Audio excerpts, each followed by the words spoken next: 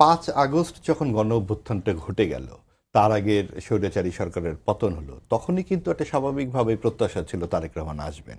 তাহলে এতদিন লাগলো কেন? কাজে আমাদের সংখ্যা কিন্তু রয়েই যাচ্ছে, আমরা কিন্তু জানি না কি ঘটেছে বা ইত্যাদি।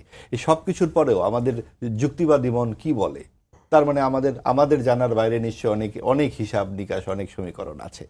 আমরা যেই যে নিশ্চয় সাদা চোখে দেখি যে নেতাদেরকে অনেক স্তুতি করা হয়, অনেক প্রশংসা করা হয় যখন তারা ক্ষমতায় থাকেন বা খুব শক্ত অবস্থানে থাকেন, আবার একটু খারাপ অবস্থায় গেলে কিন্তু তারা তখন ভিলেনে পরিণত হন, তখন তাদের নানান রকম অভিযোগ, সত্য মিথ্যা অনেক কিছুই আসে।